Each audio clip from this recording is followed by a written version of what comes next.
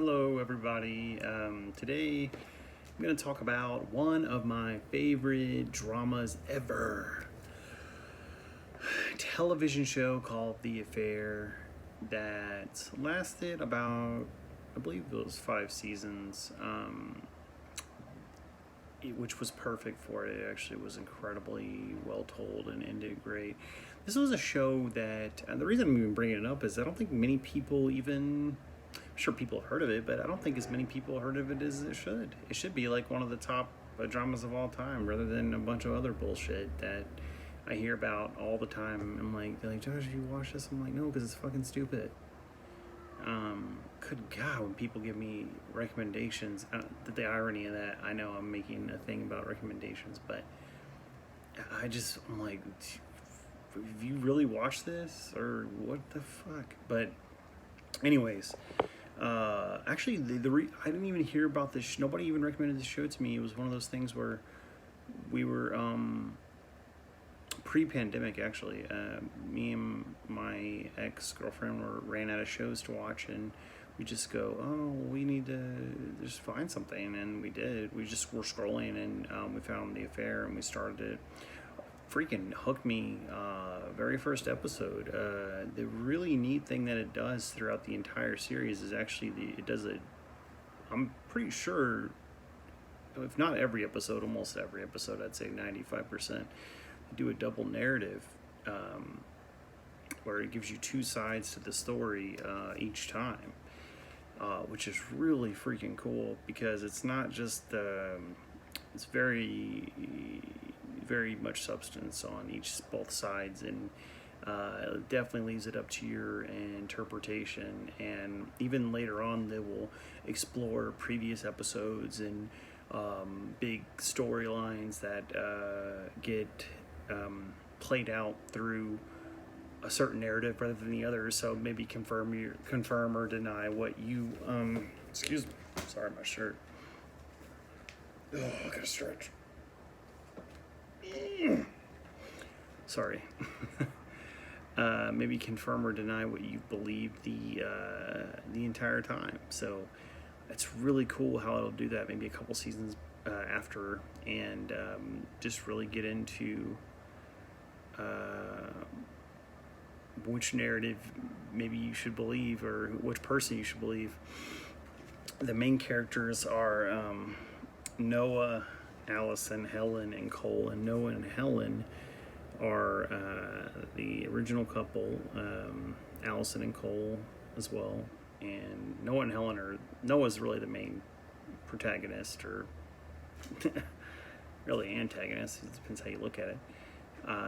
But he had the very first episode it's called The Affair, but he gets into it with Allison, and that's what starts everything off. That's the ball that starts rolling. And it's so great because the theme song, which is sung by Fiona Apple, and she has such a beautiful voice, by the way. I don't know if maybe, and also check out her cover of Across the Universe from the Beatles.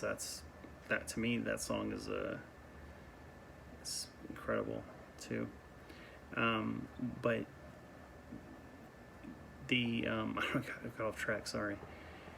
The story begins just right away, and I was going to say the theme song. The reason I mentioned that is because it's the if you listen to the lyrics, it's very appropriate for one of the characters. You'll see, one of the main characters. I don't want to say which, but if you figure it out, it's pretty neat. Just it's something subtle, but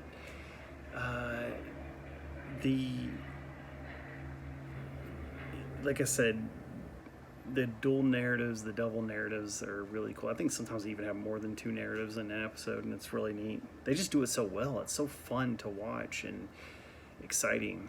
I think I finished it. I actually started watching it when there was one season left. It was like going through the last season, and I was so bummed though. I was like, oh my God, I don't want it to end. That was actually a show. Once it ended, I was just so like, oh, I had such a hard time.